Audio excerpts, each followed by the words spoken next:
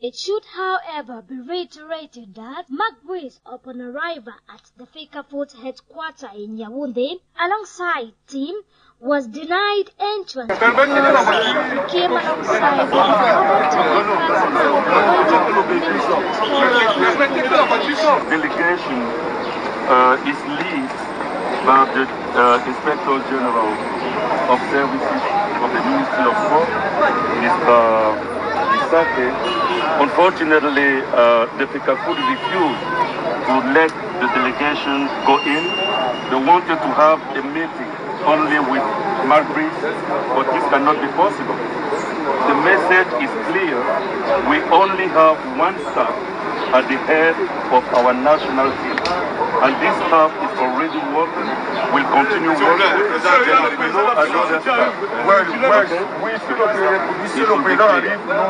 Thank you very much. 2 minutes later, when the FA boss arrived, giving instructions for the gate to be opened. Dérangez pas mon lieu de travail et vous me connaissez très bien. Ici, vous n'avez pas parole. Quand je viens au ministère, je vous respecte. Ici, je suis le seul patron. Et vous ne le faites pas, monsieur Ndolo. C'est la dernière fois. Je vous interdis de lever le ton. C'est la dernière fois. Monsieur, appelez-moi la sécurité, vous le mettez dehors. C'est la dernière fois, vous avez compris. Et je vous prie, monsieur le sélectionneur, soit vous restez, soit ne me touchez pas comme ça, monsieur le sélectionneur. Je suis président. Pourquoi tu parles comme ça? Non, non, non. Je suis président, monsieur le sélectionneur. Si vous voulez travailler avec nous... Non, non, non. Vous êtes entraîneur parce que je vous ai nommé. Vous n'êtes pas entraîneur parce que quelqu'un d'autre vous a nommé. Vous avez fait beaucoup de manquements. Et je vous prie de rester dans cette réunion. Parce que si vous ne restez pas, je suis obligé d'interroger mon comité exécutif. Comme la loi me le demande. Donc je vous prie une fois de plus de rester ici. Les 2 mois que je suis ici, où étais-tu? Je suis le président. Situation only got worse when some exchanges between Cyril Tolo and Samuel Oto got too bitter, leaving Magbris to leave the meeting prematurely without any conclusion from the two parties. It should be echoed that Team Cameroon is left with just 11 days to prepare for Cape Verde on June 8, 2024 in Cameroon. What is worrisome in this situation is that with no time at hand, no decisive decision has been brought forth to put an end to the ongoing saga plaguing the national team that stands the chance of losing a place at World Cup qualifier. And that was a little bit of what transpired yesterday at the Fecafoot headquarters between Tulu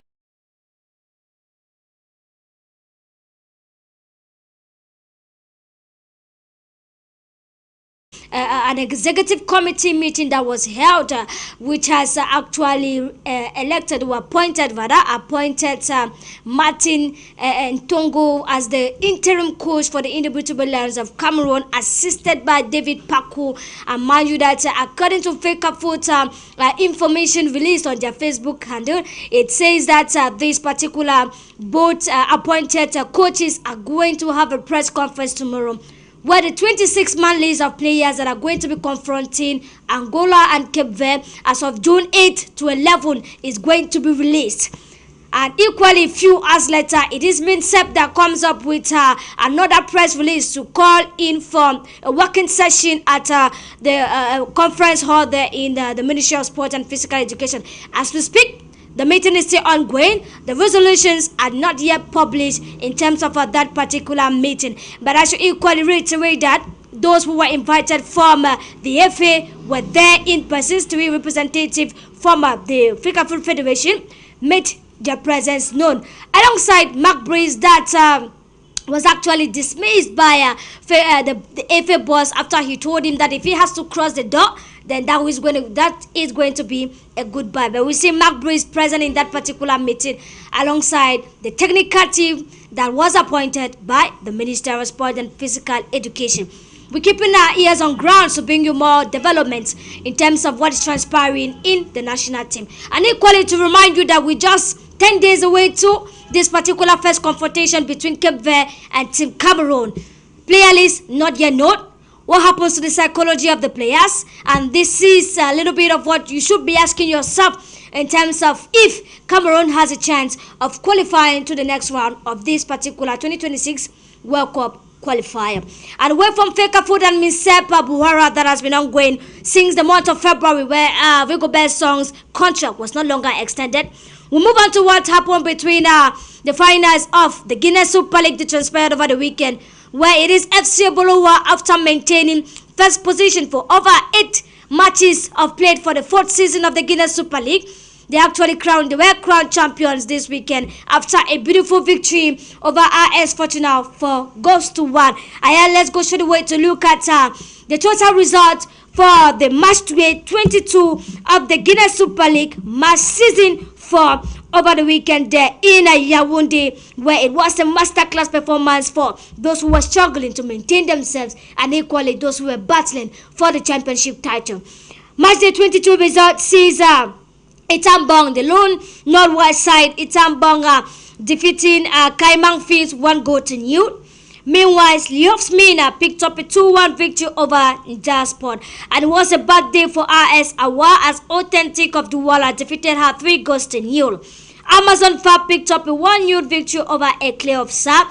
And it was a Christmas day for Lekki FF as she whitewashed Eden Fields 8-1. And the Guinness score of that day saw FC Bolowa defeating RS Fortuna 4-1 to be able to be crowned the champions of the Guinness Super League Season 4. And yes, looking at the placard, you will see 1 million in terms of cash prize. But according to after serious verification, the Guinness Super League administrators have made us to understand that they give in as sponsors 1 million. Meanwhile, the federation gives in 20 million francs. In total, that means that FC Bolowa backs home with 21 million francs for this particular trophy this season. And away from the Guinness Super League, and congratulations to FC Bolowa and equally Eden Fields for the 2nd position. We move on to the University Games 24th edition 2024 in Garoua. What are some of the results that have been transpiring in terms of the Guinness Super League? Let's go straight away to look at the basketball, the volleyball women so far. Who are those who picked up a victory? Who are those that picked up a defeat? Where it is Yaoundé 1 that defeated University of Douala 3-0. Meanwhile, Yaoundé 2 equally was a good day for her as she defeated University of Mara 3-1. University of Chang equally picked up a good day as they defeated University of Bamenda 3-0. And Super Ethic equally was a good day as she defeated the University of Garoua 3-1. And UB was a good day too for UB as she defeated Garoua 3-2. And equally for the volleyball for the men category, it is University of Garoua beating UB for the men category, and 3-2 for the University of Chang. And equally Seattle beating Bamenda 3-1. And the basketball for the men, UB is actually victorious as she beats University of Marwa 52-38, while it is University of Bolowa being defeated by University of Chang. And the University of Yaoundé 1, good day for her as she beat the University of Garoua. And in terms of this particular various basketball and volleyball category, it's been a great one so far for the universities that have been able to pick up victories in terms of the volleyball category and the basketball. And in terms of trophy, the medals in total, it is the University of Yaoundé 2 that is topping this particular classification with a total of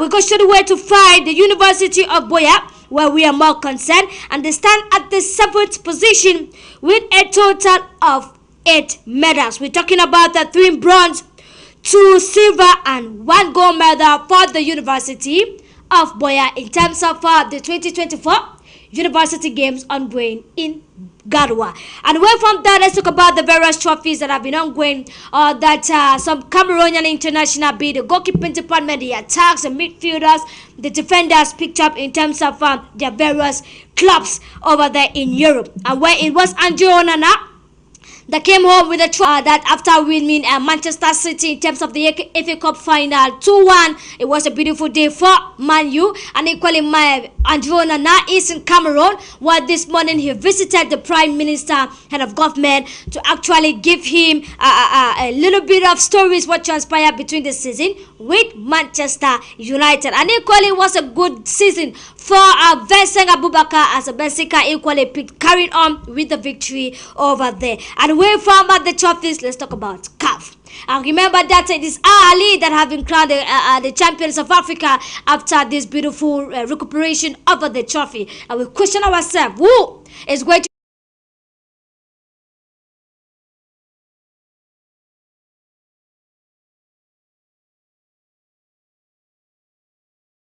in the women courses in terms of the World Cup, under 20 World Cup that is coming up. And mind you that we have two international Cameroonian referees that have been shortlisted by CAF to partake in this preparatory course. And that's no other by household names referees in terms of the female category to take part in this particular preparatory course that has been organized by CAF. It's no other person than for Team Cameroon, Atenzambak Fomo, carrying a regular house name in terms of handling giant games in terms of Africa and Cameroon equally. And the second person, Cameroonian referee that has been called to take part in this preparatory course, it is Alain Marie Ngumbang Etong equally, that has been called up for this particular WAFCON preparatory course that is going to run from the 9th to the 13th of June 2024. Congratulations to them as they continue making not just Cameroon proud, but the international African scene proud. And away from that, let's look at the Northwest Regional League first round of games.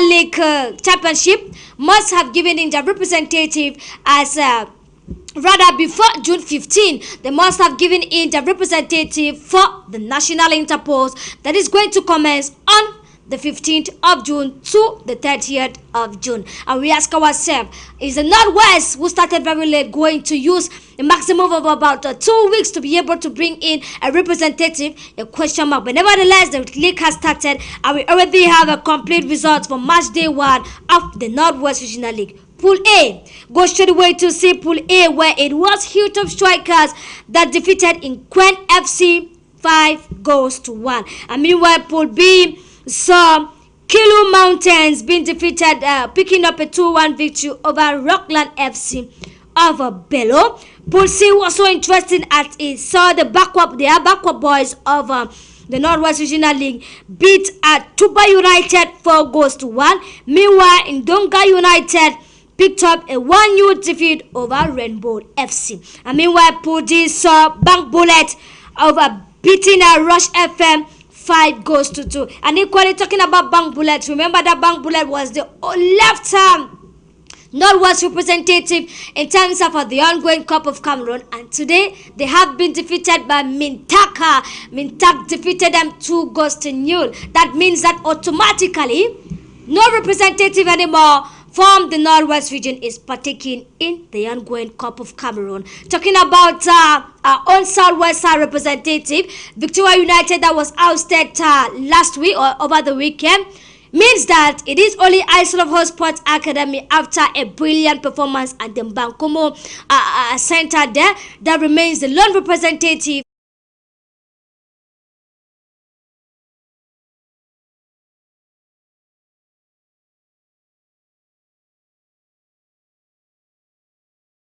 Away from the Northwest Regional League result, let's look at what is going to happen tomorrow in terms of the Southwest Regional League. And we're talking about fixture 2 and 3 for the Southwest Regional League. Like I earlier told you, the game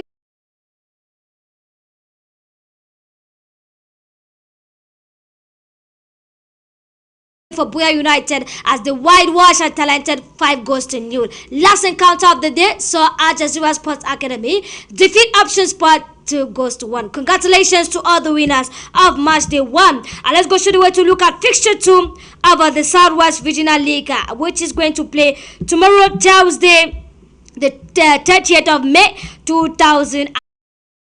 The cities of Boya, Limbe, and Kumba, not forgetting Tico equally, that is hosting some of these games that are already ongoing. As of tomorrow, Thursday, May 29, 2024, in Meme Division, it is going to be a brilliant performance between the Meme pool. Remember that the classification equally for the first round is up. That means that the games for today the classification on the classification table are games for the second phase, which means that the league has about 2 to 3 weeks to be able to bring in their own representative in terms of the ongoing Southwest Regional League this particular season, as you have all seen on your screen in terms of the upcoming matches for tomorrow and Saturday. So make it take out time to be able to go support your team. Is it going to be Fako United? Is it going to be Best Stars? Is it going to be Option Sport, Ellen Sport equally?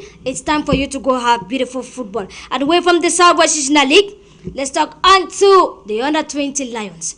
Remember, the Under-20 Lions equally are preparing for the World Cup in terms of the Under-20 category. And the selection of the players have already been made, where they have been in Bankomo for a couple of times now, as they are carrying on with preparations to be able to go battle in terms of picking up a spot to qualify for the World Cup, the Under-20 World Cup. And let's talk about the new development in terms of the Northwest Regional League, that is the FECAFOOT. Remember, since the position for the Northwest FECAFOOT, no one has been able to sit in that position, and the Northwest FECAFOOT Bureau now has a new president by name Jefta Bese. In terms of after out of 19 delegates, he wins 18 votes to be able to sit in as the new Northwest Regional League of FECAFOOT as the president. We want to say congratulations, and equally he has promised to be able not to change a lot, but equally to ameliorate things that are happening in terms of the Northwest Regional Bureau. And that is it in terms of the sports roundup, and equally to tell you that at this time around we are going straight away to look at what is happening in terms of MINSEP and FECAFOOT as it gets better.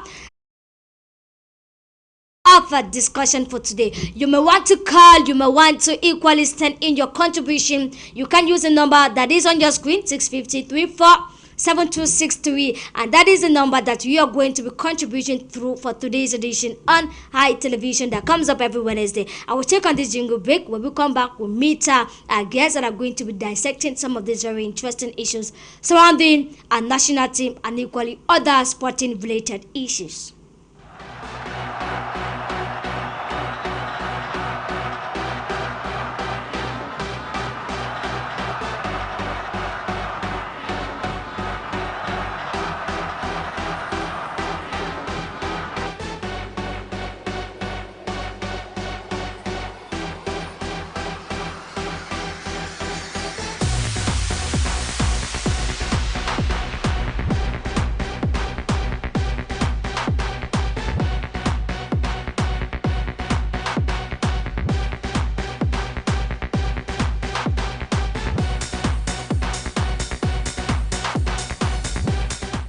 Okay, I am Jude Ejengsi. I work for the Canadian High Commission. I am actually the education specialist. So I'm visiting you people today. I've never heard about Globu's education system. It's my first time hearing it when I got your invitation.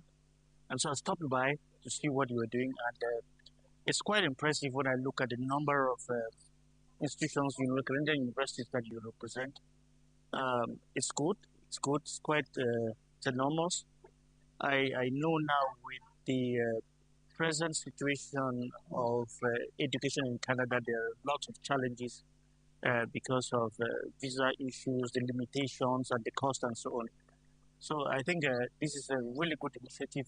We do something similar at the Canadian High Commission, and we will encourage any other private persons or structures that are interested in promoting Canadian education. And I would not hesitate to give you a helping hand if you need information, if you need brochures on visas and on things like that. They can actually share some communication material that you can use in promoting education in Canada. Thank you very much. Yeah. J'ai entendu parler du Salon international des universités canadiennes par Facebook, notamment la partie événements sur Facebook, où j'ai été intéressé par le concept de voir les différentes universités où je pourrais postuler après ma formation. J'ai notamment vu l'Université d'Ottawa qui a un programme sur l'environnement, puisque je fais management de l'environnement, et certaines autres universités. Je pense que jusqu'à présent, j'ai quand même été satisfait de l'environnement et je continue à regarder les autres universités. Okay, so I got to learn about this exhibition through an email. The Global System organized an online, same thing, but online. So I registered for it. I attended the session, and later on they sent me a message through an email confirming or inviting me for this exhibition.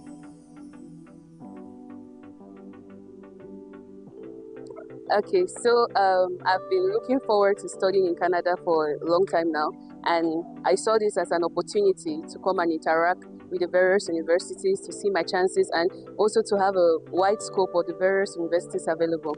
And so far, so good. I tell you, it's been excellent. It's been perfect. The service, and I've got to learn about so many universities, more information that more than the online could provide for us. Good afternoon, everyone. I hope everyone is doing really great. My name is Harsimran Singh, and I'm representing Chandigarh University. Today, I got a chance to visit Mr. Macalis from Globus Education System. There's an event going on over here representing, there are some universities representing from Canada. So I got to know about this event, and it was a good chance for me to visit here in Yonde. And I am very happy to see that the team is really doing good. They have a huge network of universities they are representing from Canada. And I would recommend all students from Cameroon who are looking forward to study in Canada, they should come visit. And the exhibition is going on till 25th of May. So visit with your documents, with your parents. If you have any concerns, the team is here to assist you. And they're looking forward to see you over here. Thank you very much.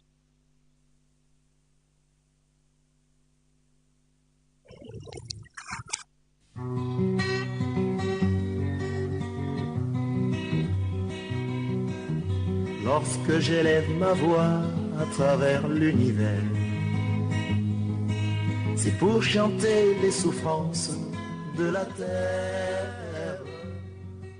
Je chante pour les enfants. Douala, being the seat of economic activities in Cameroon, harbors close to 4 million inhabitants who hail from the different parts of the country and are engaged in both formal and informal activities. Welcome to the world of street children.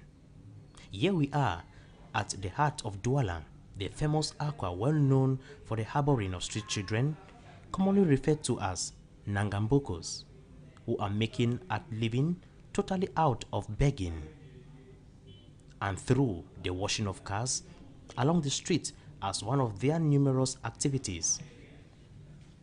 After a strenuous day, sleeping in front of shops, on motorbikes, in a tunnel, and under trees are the only options they have, though some are fast becoming threats in the society nowadays. Welcome back. You're watching High Sports over High Television, and this time around we are going straight away to meet our guests for this evening that are going to be dissecting our first topic of today, which says that Minsep Thekafoot gets bitter anyway for what, and that is it. So if you want to contribute in terms of this particular topic of discussion for today, the numbers are right on your screen. Equally, the line is open for calls and messages. And I'm going to kickstart this particular debate this evening with Ngome Michael, who is right at my right-hand side. You're welcome on the program, Ngome Michael. Yeah, good evening, Sunita. Good evening to all the televiewers out there. And of course, course, those who particularly pay interest in football issues, which have been getting really feisty this recently. And of course, we are here again to look at the situation. I think let's just talk a little bit about Best Stars. You know, it is the second phase of the Southwest Regional League, and I think that as of now, they have been doing good. Yeah, it's not so entirely good. I mean, two defeats of the first round. Yeah, the team generally, it's the performance relative to the squad that was prepared for the championship. It's quite improving a lot, because when we look at it, we had players who are coming in from quite lower categories, not just the under 17, and everybody has a chance to play, and they have been proving it so far. We are looking at how the second round goes, and of course it's going to be much more tougher because we've seen teams progressing and showing a different stride. We know how critical this phase of the championship is, but preparation is key. That's why the team didn't relent its efforts throughout the break period that was given. Effective training was given to the kids, and of course a follow-up, and those who are coming out of injury, that's the good news coming from the players camp. Injury situations, they are coming back, and just one case of injury, which is Bella Robinson, who sustained a fatal knee injury during the April Easter Cup.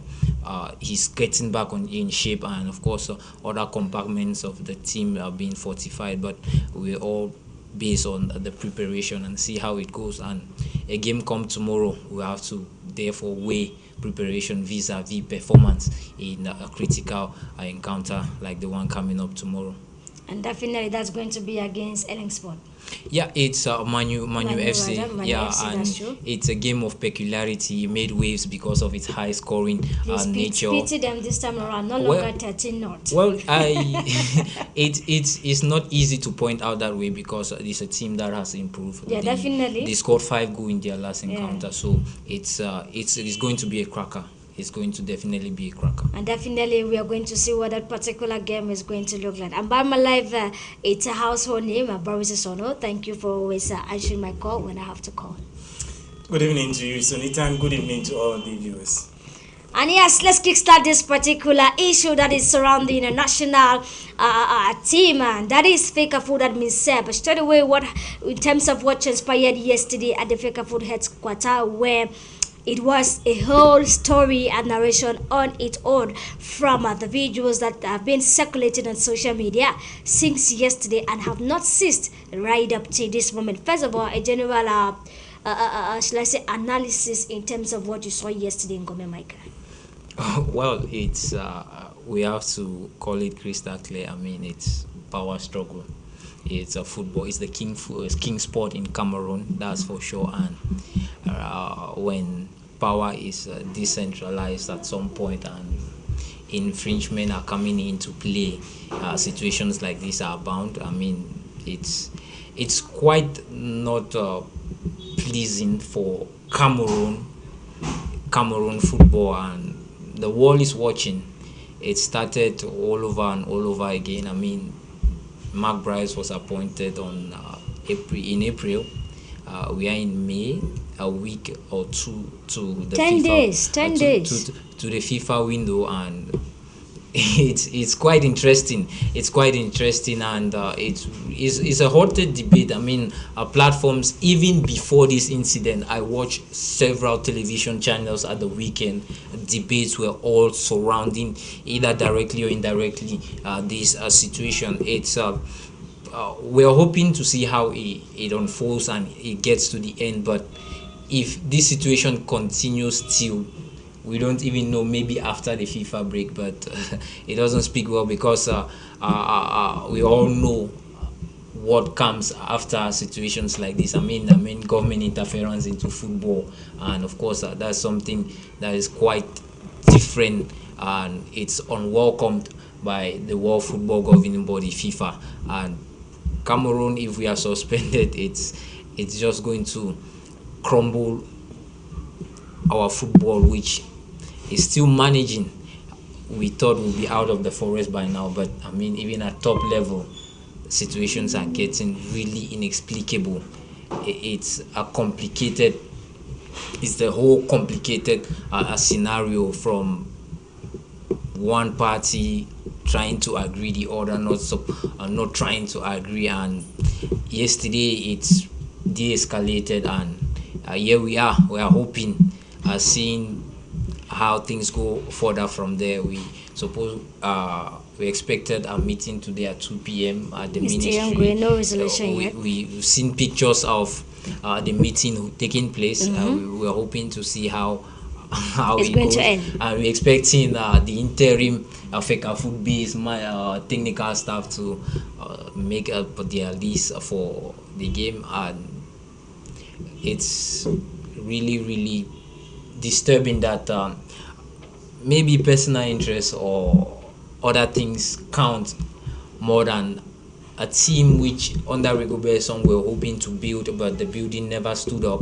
Definitely. And we are going to play against two teams that were quite prolific at the just ended African Cup of Nations, and equally had the first FIFA window of the year 2024 being active while we were not. And I'm really looking forward to see how this situation goes forward. The 8th of June is, like you said, 10 days away, and we'll see how it unfolds from there on. And definitely with the whole ongoing saga in terms of FECAFOOT and MINSEP. And I will remain with you, Ngome Michael. Now, practical scenarios and practical opinions that you think with the FECAFOOT calling in for a working session meeting with Mark Breeze, so that things can get further, though we know that we still have some detached things around. Do you think that it was right for Cyril Toro and equally the delegation from the Ministry of Sport and Physical Education to be present for that particular working session meeting? Well, I must confess, up until yesterday, we didn't really know that guy, the advisor at the ministries. No, he was there. Remember, during the first convocation, he was there. Yeah, definitely. I mean, he didn't really showcase himself. Yeah, that much, and it's a situation, like I said, interest. It has to do a lot with interest. Personal interest. Yeah, because when you see how the situation even goes, I mean, the questions keep multiplying from the videographer of last evening, and of course the entire situation. Well, FECAFOOT had it right to bring out Mark Bryce, but the people, especially Mr. Cyril Tolo, I mean, even if there has been a war of communiques from either ends, we expected that it should stay that way rather than getting a really physical maturity as well. It's a lot of questionable things, and it's hard to really lay a finger on how these things are being operated, because the ministry, quite all right, has a say in football, but when we look at it from a layman's perspective, when we see the atmosphere, we can understand how to act. And him going to the federation was a clear sign that the situation had to go to another level, and it impeded a session which was meant to see how the coach and the FA, which is rightfully the case, work together ahead of the FIFA window. And things turned out sour last evening. And definitely it keeps getting sour, despite the fact that we don't even have the resolution in terms of the meeting for today that is still ongoing at the Ministry of Sport and Physical Education. And over to you, Boris Sono. We thought that things would be getting better as the days are reducing, but rather it's getting bitter and bitter. Now, in terms of yesterday's scenario, can you easily pinpoint who was wrong or who was right? Both parties were wrong, and both parties have to understand that football in this country is for the people and not for personal interest. Okay. Why do I say so? The federation president, you have to be mature in handling affairs as far as the federation is concerned. In the way you're saying he behaved immaturely.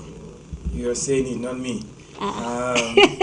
He has to understand that there are certain things that he needs to take into consideration. Why? Because you as a president, you don't act like that in the public, because there are so many people who are watching you. Your actions speaks volume in how you carry your affairs.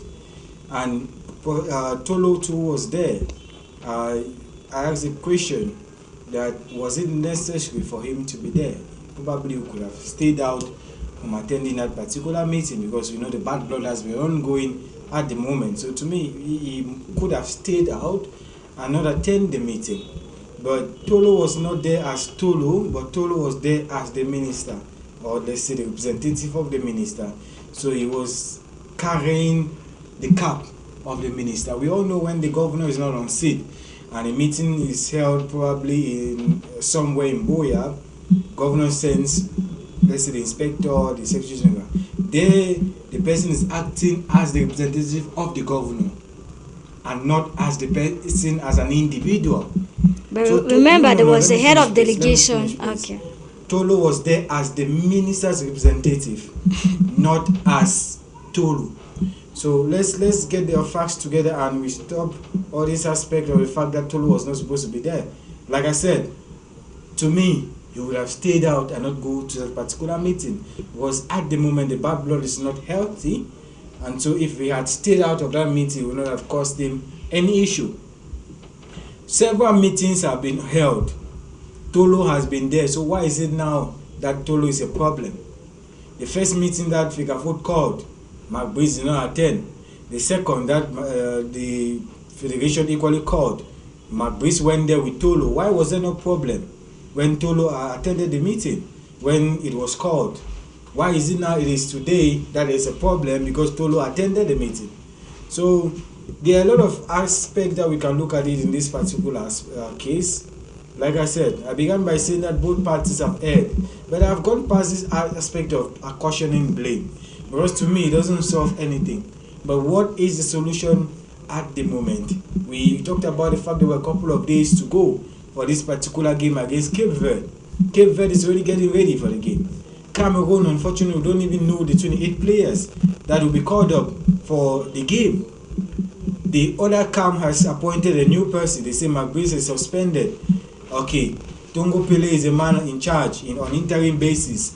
Okay, Martin Tongo Pele calls the players. On what basis? Did he look at the players? Did he went out scouting the players? So he's basing his judgment now on what? On knowing the players? Or on just guess, okay, let's just maintain Andre Onana because Andre Onana has performed well? Or what basis is he basing his judgment on the list that's going to be made tomorrow? I stand to be corrected, but it's a long way to go. You talked about the meeting. The meeting has ended a couple of minutes ago. And what came out of this meeting? Professor Narcis Molekombi said they evaluated everything to be done as far as Cameroon against Cape Verde is concerned. He made it categorically clear. McBreeze is the coach of the Indomitable Lions of Cameroon. So we're back to square one. Where are we going to? We're just going around in circles. This camp will say its own, this other one camp says its own, and what happened? We go back to square one. Until both parties sit down together and look at themselves and say, we can't keep going like this. We can't keep stifling Cameroon football. Unfortunately, this crisis will not come to an end until Minseb says, Fecafoot, take this personalities and appoint. And until Fecafoot says, Minseb, take this people and appoint, unfortunately, we'll just be going around in circles. And going around in circles is not going to put an end to this ongoing issue that is surrounding our national team. I'll stay with you, Boris Isono. You made mention of the fact that the meeting has ended quite, but we have not had a communique from. We have a communique. Well, we remember we are in a milieu. You cannot be having a fight here and there. We have been seeing ups and downs, and these people have been expressing themselves either through press releases or through communiques, which that is what, as journalists, we should be able to refer any information we are passing across with. And that's why I earlier mentioned that no decisive decision yet has been made because no communique or press release has been sent. Remember when the Ministry of Sport and Physical Education equally called for this working session, there was a communique stipulating that true or false. So Nita, true or false, Boris? Now we are deliberating. True or false? We are going forward. Let me answer your question. There is no communique yet. Definitely. After the so why I'm insisting to the fact that we hope and we pray that the resolutions that are going to be brought forth by the Ministry of Sport and Physical Education is might be one way or the other. And the question goes now: do you think that this resolution that is going to be sent forth by the Ministry of Sport and Physical Education, do you think that is going to go a long way to calm the nerves of thousands of Cameroonians that are waiting impatiently to actually find a direct way to say that okay, that means that in the days ahead we should be calling on our players? First of all, it's not everything that there must be a communique. We should get past this aspect of communiques left, right, center. It doesn't grow football as far as Cameroon is concerned. Even the communiques that are brought, not everything is correct in the communiques. We won't start pointing out what lapses were done in the communiques. We'll sit here till tomorrow. Communiques will come, but I'm telling you, it's not everything that must be in a communique. I take on the Minister of Sports and Physical Education, Professor Narcisse Molekombi, preparatory meeting for the second international meeting that will oppose Cameroon and Cape Verde, the 8th of June and the 11th of June, respectively. You can go on the social media handle and you find all the details of what transpired in that particular meeting. He says, I presided over with the coach of the Indomitable Lions of Cameroon, Mark Brace, representative of FECAFOOT, amongst others. So if we're waiting for a communique, he will come. But one thing we should understand here is, I say we keep going around in circles because what they are doing is not for the betterment of Cameroon football. What FECAFOOT is doing is not for the betterment of football in this country, sorry to say. But it's like they say, when two elephants fight, something happens, the grass suffers, and the grass is the Indomitable Lions of Cameroon. Because we say, okay, Mark Brace, according to FECAFOOT, has been sidelined. He's suspended at the moment, and I like the word suspended because the fell short of saying that Mark Brace has been sacked, because sack is a whole different ball game that you start looking at the connotation. When you say sack, okay, Mark Brace will tell you, pay my salary, my 2.5 years contract which I signed, can FECAFOOT pay? No. So they use a very sweet word in suspending, and they use another sweet word in saying interim coach and not coach. I like that word because why? FECAFOOT is availing itself from saying that there's a new head coach, which automatically means that Mark Brace has been sacked. So they are very technical in how they go about using the words addressing this particular issue. But my problem here is, like I said, I am past this aspect of saying that FECAFOOT is right, FECAFOOT is wrong, MINSEP is right, MINSEP is wrong. No. Both parties really need to step back and take a breath and look at what is happening as far as Cameroon football is concerned. We cannot be a couple of days to go for a crucial game against Cape Verde and no player has even landed or is even in camp. And tomorrow we are saying they are going to call players to prepare for the game against Cape Verde, whereas no player has even met each other and have a day of training session. I think I was coming to that. So it's an avenue where, see, there's no winner in this particular case. There's no winner. We cannot keep supporting MINSEP. MINSEP at the moment is at the wrong. FECAFOOT at the moment is at the wrong, and until both parties will come together and say, okay, keep aside our egos. Interest. Our interest. What is important is Cameroon football, not MINSEP. And that's why I asked you the question that are we hoping to see a soft decision in terms of this meeting, Boris? Forever. President Samuel Eto'o will not be at FECAFOOT forever. No one is saying otherwise. We will remain. Making the same thing. Definitely. But FECAFOOT will stay. Minsep head, Narcisse Melekombi will not be there forever, but what Minsep will stay. So it's high time these guys leave this particular aspect of their interest and put Cameroon football. So no, there's no sweet solution to this crisis. We need hard solution, and the hard solution is that there must be concession from Minsep and there must be concession from Fecafoot. Both parties cannot keep working in opposite camp. It will not happen. Yeah, maybe Boris did not get my question right or my direction in which I was heading to. I'll put it to you, Ngome Mike.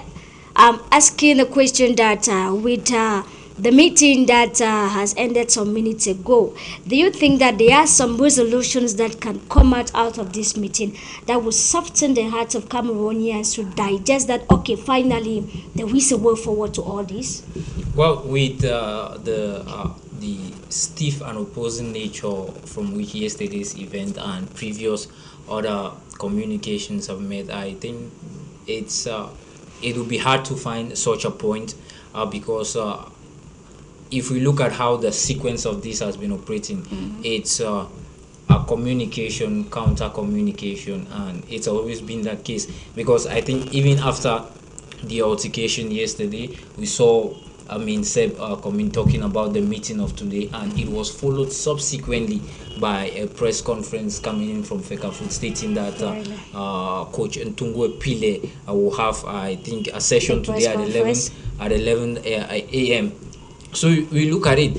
Whatever comes out from it, we don't know the content as of now.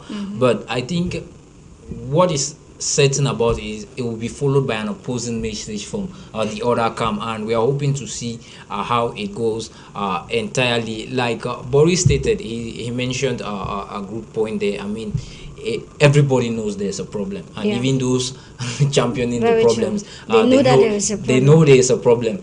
And if it's this glaring, therefore they some sort of know how to solve these things out. And like I mentioned at the start, it's all about letting go in interest. It's more of interest. Maybe it's not personal, but on site, or when you look at it immediately, maybe it's not an individual's interest, maybe a group of persons. But the long of it is that there's an interest, and we don't know who is trying to prove what or how. But if they try to let go the ego, the interest, and work for the greater good, which is Cameroon football, that gives us joy, even if we were booted out from the round of 16, even if we won just a single game against a lower the Gambia side, and even we beat Mauritius side, which is unknown on the continent. I mean, it gives some sort of joy. And of course, going back to events of the FIFA World Cup in Qatar, this is what football has been all about. I mean, the good and the bad moments on the pitch, but it's drastically getting into the offices, and even on the eve of FIFA World Cup, knowing fully the benefits that come from qualifying from the FIFA World Cup, we are still at loggerhead. It doesn't speak well. And like I said, if it persists,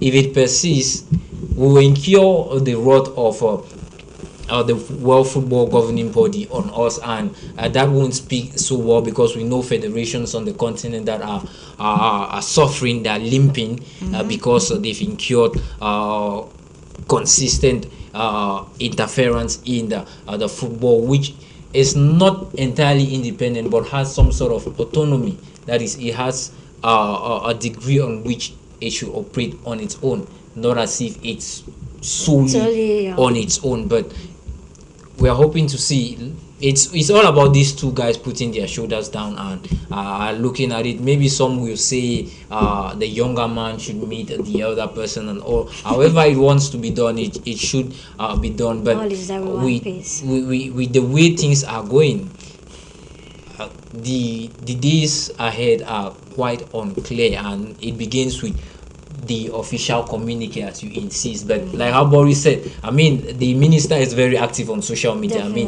I mean, most visits a whole lot of things that he's been doing, and we even expect him to inaugurate the 10th edition of the Cameroon Cycling Tour. It will definitely be on his social media handles before it goes official. So we are looking from where it goes, and particularly I don't really like addressing issues of football which pertain mostly to offices, not even politics, offices. Football is on the pitch. We are just coming from the stadium. This is what football is all about, and we enjoy every moment. But when it constantly gets to an in-office football game, let me put it in such, it becomes really, really uncomfortable, and it's not appetizing to follow up. Definitely, it's been more than a month dragging left and right, who is right, who is wrong. But the most important thing is we are looking for a solution that can put an end to this. And with this note, I'm going to take on these contributions that says that good evening to you, ladies and gentlemen in the studio. To me, the Fecafoot and Minsep saga is something that I think should be addressed urgently. We are just few days from the World Cup qualification matches, and there is no time. There is no time. It's high time this issue is addressed. If not, we risk suspension from participating in the international football. I think both parties need to sit down and discuss, because when two elephants fight, the grass suffers.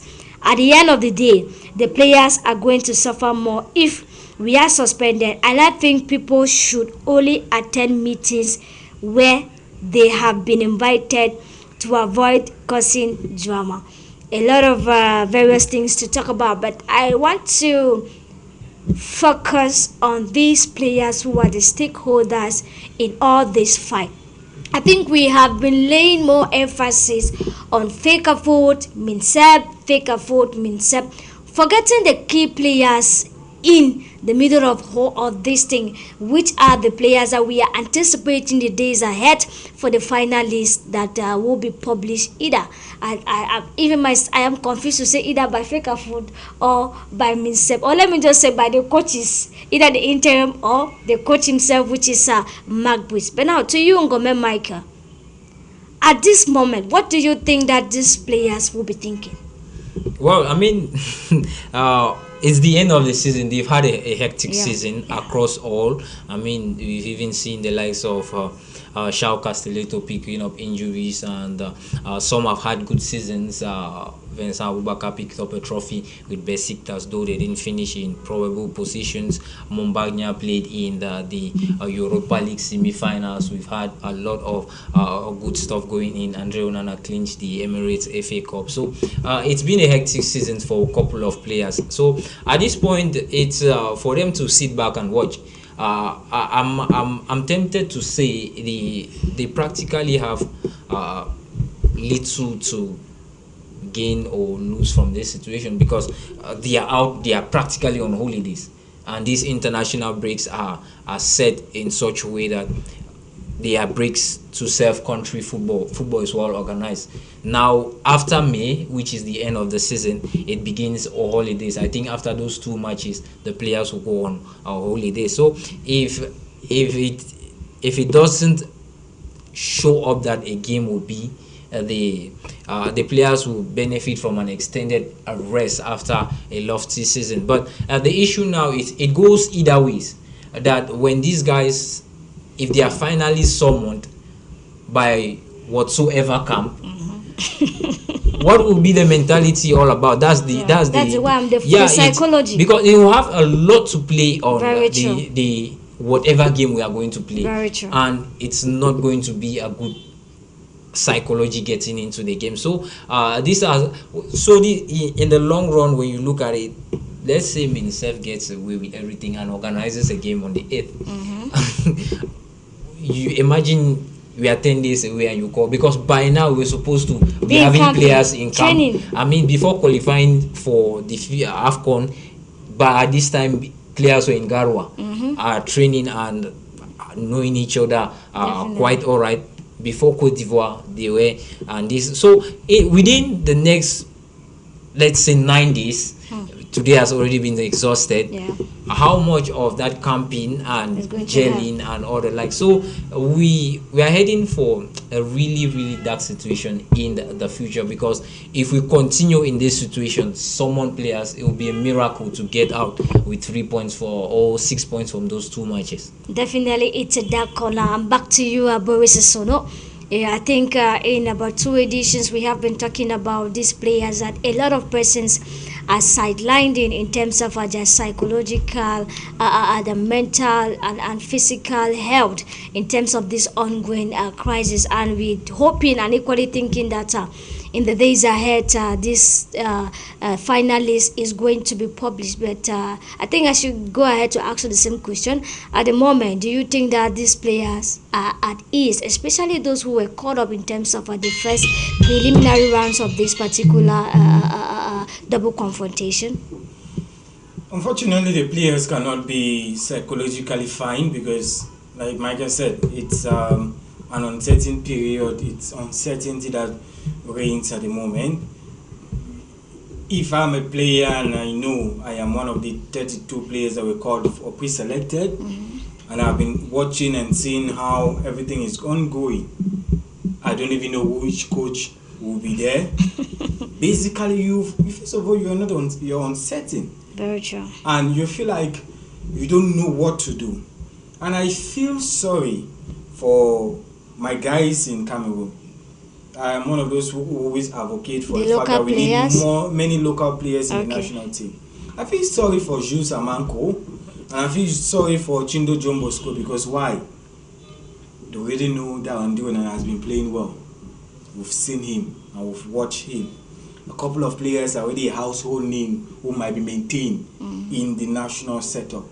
But these guys were hoping to use this short period to showcase to the coach, I have something to give to the national team. They might not have such a season. They might not have such again. But now that's been taken away from them, because I think we should not conclude. With such urgency, Sonita, with such urgency, if they are called, they cannot showcase. They will showcase when? On the 8th? on the 11th? On the 8th or on the 11th, when the coach has brought his first 11 list. How many days do we have to train? So first of all, like I said, I feel sorry for the guys, because I think Jules wanted to prove a lot. Definitely. Remember, even entering the Cup of Cameroon, he has scored a couple of goals. Every match day. 24 goals so far. I watched the interview with Kosi Football. I watched a video that Kosi put up when they were calling the names of players pre-selected. You saw how happy he was that finally he has made it to the national setup. But unfortunately, that might be taken away from him. Like I said, we are not concluding that he might not be called tomorrow by the other camp. So my problem is, what if the other camp comes up and say Friday we'll have a press conference to call the finalists of players? Where we're going to? Like I said, we're going back to the same setup. Concession must be gotten. There's no way around this particular aspect. If Minister Narcisse is saying that Brace is the coach, and then tomorrow Martin Tongo Pele is going to make a list of 28 players, will Brace work with those 28 players? A question mark. So, Sonita, there's a lot that is going on. I keep saying there's a lot of personal egos in this particular thing. Very true. There's a lot of personal egos. Let's remove these personal egos and focus on the national team. And afterward, we can go back and fight our Banya dance and see what happens. But at the moment, it's a crucial game, and players are at home wondering, will I be called up or not tomorrow? By which camp? Or maybe by you are which called camp? by both camps. Okay, what if you're called this by person is either called camps? by this camp, the other person The other comes course up, and still call the same player. No, another person was not called by the other camp. Okay. What happens? I think say things like favoritism coming in. I like how other players have been going about it. I think Basoko was just with best stars. Malone, Kunde Malone. Kunde Malone training. Yeah. I think and I saw a couple of pictures and Dionana smiling in Yaoundé. But like I said, where are we going to? Very true. If I am one of the players, to me, Sonita, it will be very difficult to concentrate. I might not even sleep. tomorrow, what I'll be like, would they call me? Would this camp call me? Because why? If they don't call you in this list, what assurance will McBreeze work with you? Or we come again and bring up another list? So there's a lot of uncertainty at the moment as to the national team. Like I said, Narcis Molokombi, Professor Narcis Molokombi, Samuel Eto'o, these are two gentlemen. Can they go into one room and lock themselves? I think that's a solution. And tell them to confront themselves. Yes, and hatch something. Because, Sunita, there's no solution to it until these two guys sit tete-a-tete and say, brother, and that's what we haven't seen. We are messing up. Can we come to a consensus, brother? These are two guys from Douala. Can we come together and understand ourselves and concede? Okay, say, President of FECAFOOT. What do you think? This is what I'm proposing. Okay.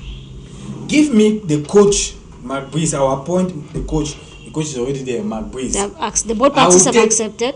Yeah, that's all. No, I'm just trying to bring up some concession. Okay. Okay. Since the state pays the coach, give me the coach and give me the assistants equally. Because the state pays the assistants. Not the one that McBreeze brought. No, but the assistant, the first and second assistant. Give me these guys and I will pay.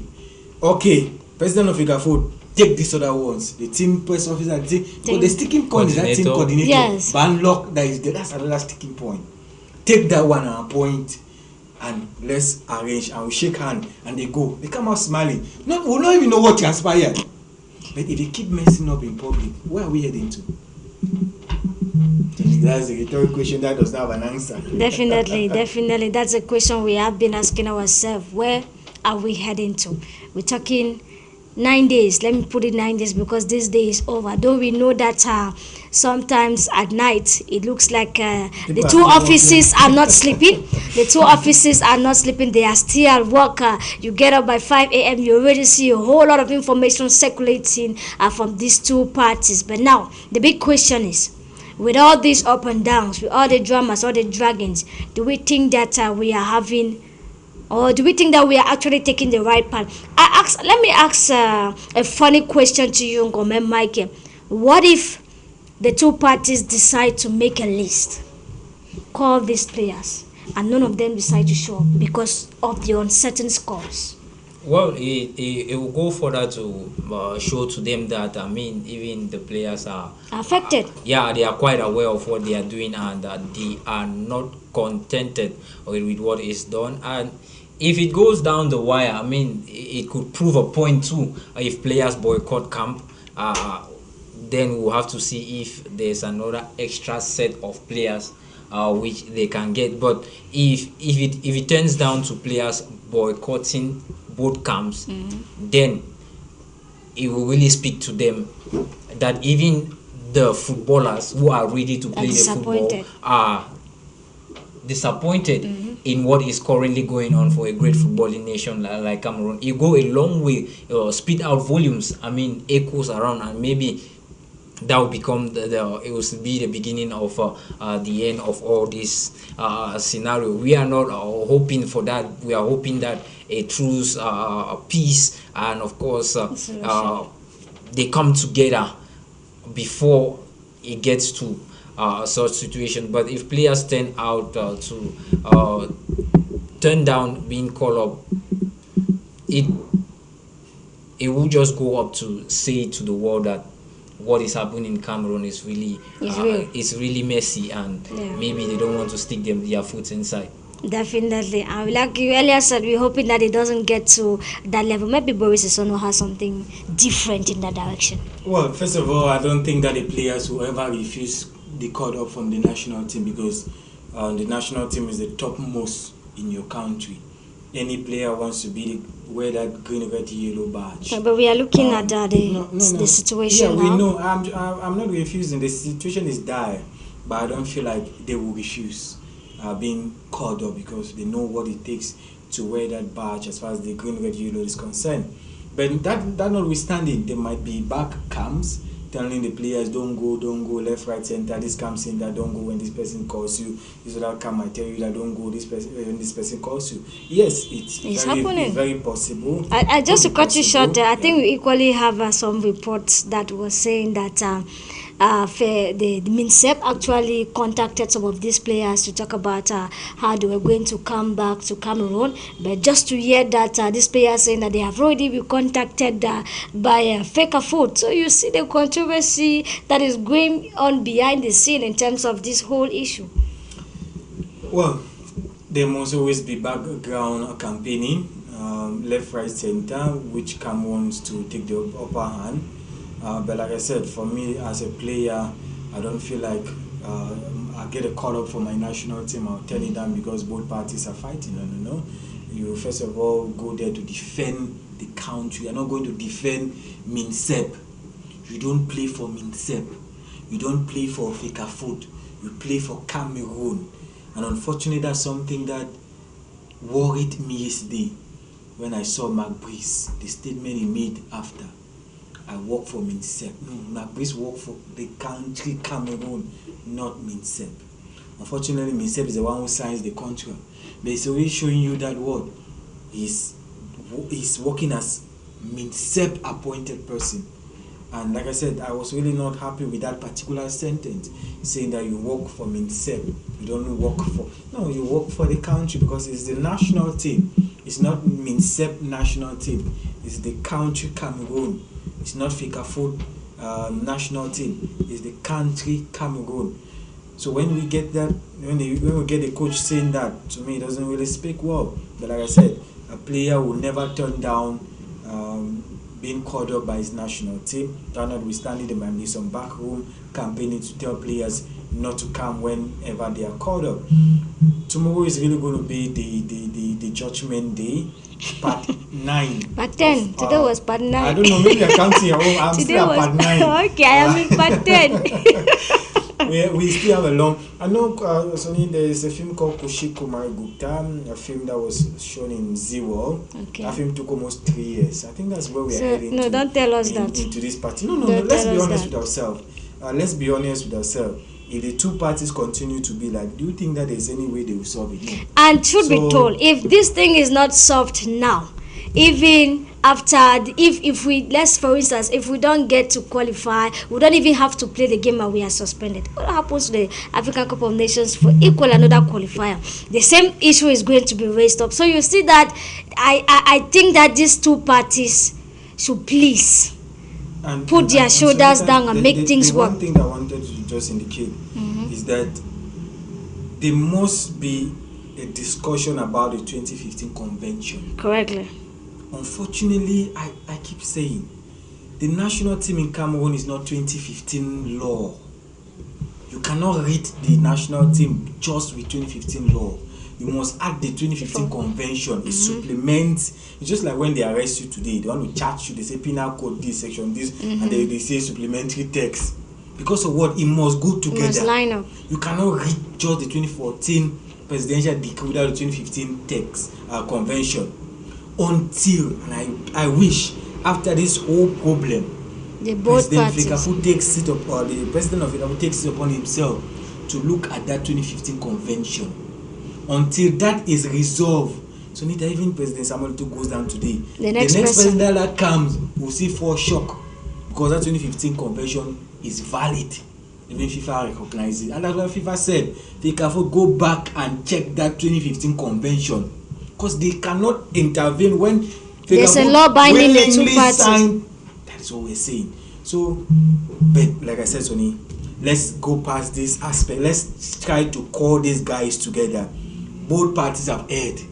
What is the way forward, like you said? The way forward is not saying again that Fecafoot is right, MINSEP is right. No. We've gone past that stage. The next stage now is championing these two guys to come together.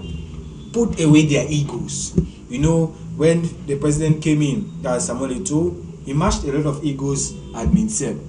And MINSEP was not happy. So MINSEP was waiting for his own time to be the big boss. And he has been put at the big position. So he wants to show his own big man nature. But that's not what is better meant for football. That's not what is better meant for the football in this country. So unfortunately, Sonny, your question doesn't have a very direct answer.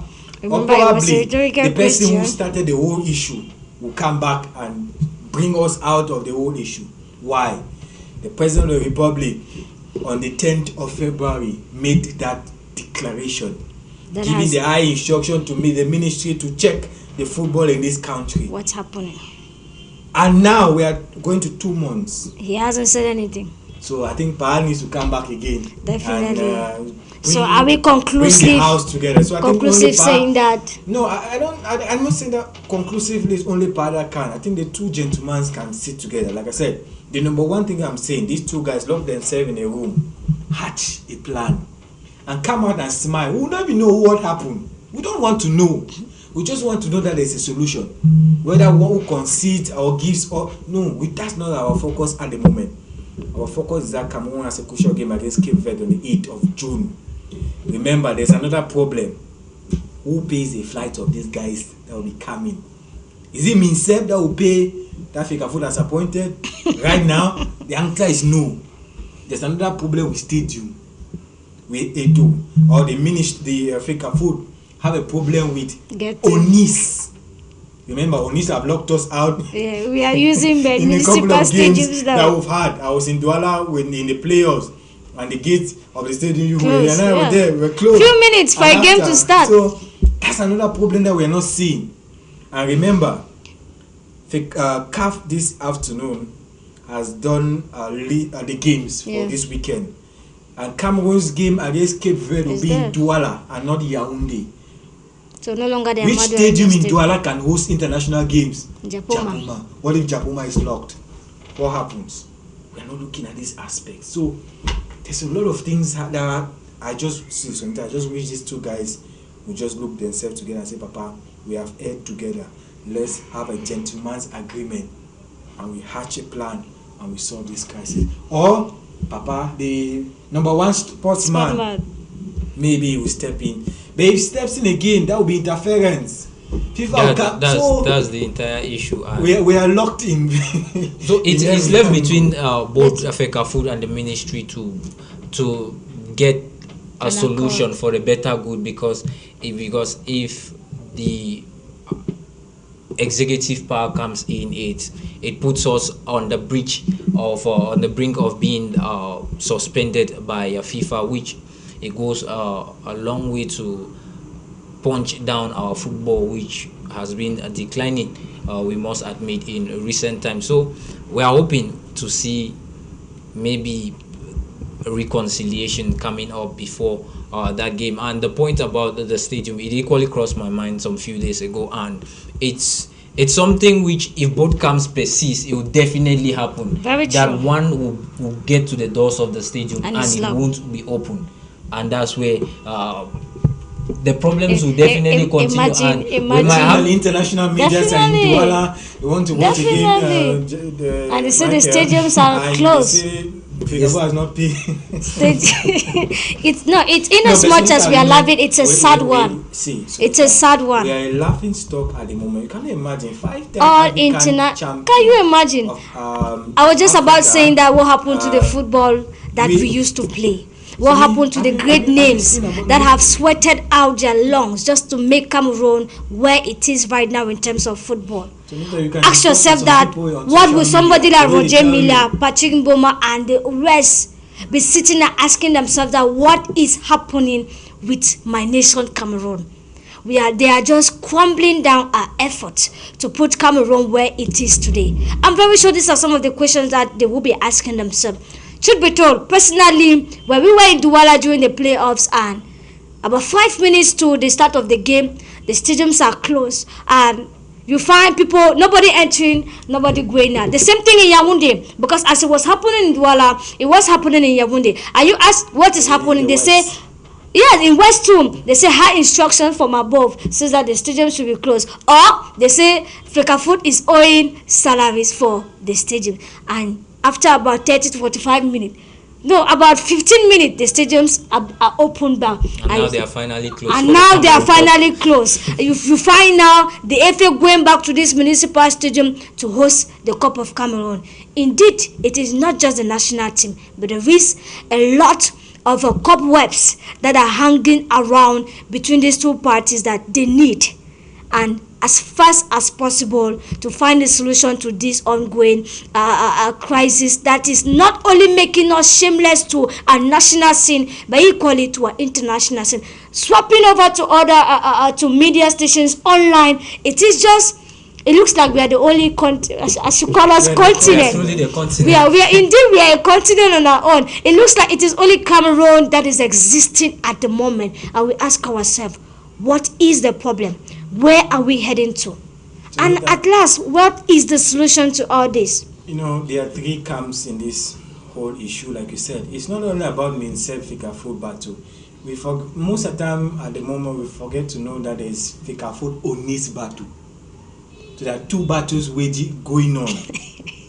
Fecafoot Onis, in terms of stadia, Fecafoot in terms of the national team. And like you said, I take us to Ghana. What happened in Ghana? When Ghana had a poor performance in the AFCON, something happened. One guy, Sadiq, took it upon himself to change Ghana football. Galvanizing a protest. I was banned from covering the Ghana FA.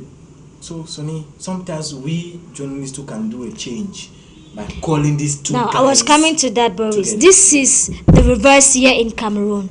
The media has decided to take side openly without being shameful, and you find international brothers and sisters as us asking us about. I have seen this information online. Please, can you help me verify if it is true? The other person from the other angle is asking, I have seen this information. There was the Nigerian journalists. They are following us back to back. This information we have seen, is it true? And that is why I emphasize on the issue of this communiques and press release, because that is what you can actually refer to these people, that this is what this party has said and this is what this party has said. But when it comes to our media, I'm sorry to say, but it is shameful, because in a situation like this, instead of us to be holding the canons of objectivity and balance, we have instead decided to use it as a propaganda tool to be able to increase this fire that is ongoing between these two parties, rather than struggling to bring these two parties on a platform to have an understanding, so that at the end of it, coming June 8th, we all should be smiling in the stadium and holding our cameras and our pens and all that. But this is not the narrative here in Cameroon. We'll get there, Sonita. We only hope so. But I just wish that us journalists, like you said, we have to be objective sometimes in what we do. They say facts should speak and not emotions. Definitely. Okay, just to cut you short, Boris, like right now I saw something on social media where a platform has already said, will you choose Team Mark Bruce or Team Martin? You already find that the media is the media is pluralized, and we know what happens. And I just wanted to also indicate that when journalists put out something online, sometimes it's not because they've taken side. You might not like a journalist. I might say something that annoys you in Fecafoot, but that doesn't mean that I don't support Fecafoot. Definitely. I might say something that annoys you as far as the MINSEP is concerned. That doesn't mean I don't support MINSEP. I'm for objectivity. I used a case some time ago. That's to tell us that even those that people who have taken calm, what is happening with Fecafoot head office? Sometimes I don't give credit often, and I don't like to give it because sometimes it negates what you're doing. But I believe, yes, seafood might have its own connotation in how it goes about the business. Sometimes I know what they did is backdoor. The agenda setting. But seafood has been one of those media that have been consistent in the Fecafoot headquarters. What happened? The very next day, the president visited. It tells you the power of what a journalist can do. But what I got was emotions. Seafood is hungry. Seafood is no. If a journalist sees something that is wrong, definitely must be able to point. That Fecafoot video has been ongoing for how many years, Sonita? And not completed. And nobody is saying anything about it. So those are things that journalists should Unfortunately, we are living in a profession where, unfortunately, the people must take sides, and people are already taking their sides. are humans, and they have said like persons openly, have said, yeah. I am Team Eto. People People have said it openly. I am Team Minsep. But you, as a journalist, I keep saying, Fecafoot President Samuel Eto will one day leave. You yourself will one day come and meet the other camp. Will you smile with that camp? Do you think that camp will be happy to welcome you? Minsep, Narcis Molekombi will one day leave. He will not die at Minsep. Definitely. He was not first of all there. He was Minister of Arts and Culture. They brought in, Bidumpa was sent to another place. He will not stay there forever. You will leave. Will you meet there your brother on the street with all this bad blood and you greet? I know a couple of guys who are greeted and I didn't want to greet, but I am objective in greeting them because of what? We are discussing football and we must put away our personal egos and discuss facts and not personalities. I keep saying, most of us when we discuss Sunita, we are discussing personality. It is rich, it is poor, what does that concern you? Anyway, Boris, if we have to talk about Minsep, Fecafoot, we are not going to run up this particular edition. Nevertheless, I think from what I have understood from Boris' side and equally Ngome, they are pleading for a ceasefire and a solution, a sophisticated solution to this, because we have no time at hand. And you find these players who are eager and waiting as the days go by. We're hoping that as the day equally go by, a final solution to this issue will be brought to the lamla. A quick one on to you. We left just with Isosa in terms of the Cup of Cameroon as representatives for the Southwest side. Yeah, it's quite a good result for them, and of course they were there last year and they got promoted to the Elite 2, which they've done marvelously, extremely good, and they are championing the Cameroon Cup, an edition where big guns continue to fall here and there. Dynamo have been ousted, and Colombe Sportif, Bamboutus have equally been pulled out of the competition, and we are left with just a handful of other teams. Yosa had confirmed their demise a couple of days ago. So I saw I think the team continues to grow, and it's not only about the Cameroon Cup. I mean, where they get to end the Cameroon Cup will put some sort of estimation as to how the next season in the Elite 2 will operate, which goes a very long way to show you how structured these guys have been. From last season, they conquered the national interpost, and they've been steadfast in how they arrange their stuffs in terms of their leagues. They almost missed the playoffs up for Elite 1, but came back and did it joyously in retaining their Elite 2 mantle, and it's really good. I mean, how the players are being kept, how it is being structured. I think Isosa, it's been a winning season for them so far. And definitely there's someone who says that Salute that best man for me. Someone is greeting you and Ngome Michael. And equally to you, quick one to you, Boris Esono. It's going to be Real heading towards her 15th title. I smile because I know there's a Los Blancos fan on seat, and definitely they want Los Blancos to win.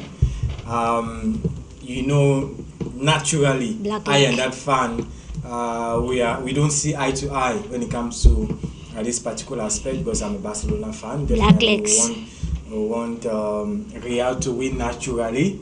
But I just want to watch beautiful football. I think I must say congratulations to Dortmund. It's not easy for them to reach this level. I think the last time they reached was under Jurgen Klopp or so. Yeah, 2013. So it's been a long time we've seen Dortmund in the final. Real has been there, and Real will keep on still being there because they are one of the standout teams in the Champions League. When they reach the semi-final, it's hard for them to lose any game. Definitely. And when they cross it to the final, definitely means that Real has a 90% probability of winning the league or winning the Champions League. So don't be surprised that the game goes in favor of Real Madrid because they are a very standout side. Vinicius Junior is one of the standout players. Jude Bellingham recently been made La Liga Player of the Year. Remember last year was the Bundesliga Player of the Year. So keeping up his tally of getting Players of the Year for the last 2 years. Congratulations to Jude Bellingham. Next year, is going to be the same. Paris Saint-Germain prodigy Kylian Mbappé is expected to join Los Blancos this summer. And we're still going to see Real Madrid again in the Champions League final next year, probably. So I think I want Dortmund to win because, first of all, I'm in the opposing camp. I knew Barcelona fans will never support Real. It's natural. There's no way for a Barcelona fan the only team who always has as excuse, especially from the fans, one of our players had this, one of our players. No, be like Real. Stop the excuses and show us on the green turf. Thank you very much, Mr. Sono. And thank you very much, Ngome Michael. And yes, sir, this is where we are going to draw the curtains for today's edition of High Sports over High Television.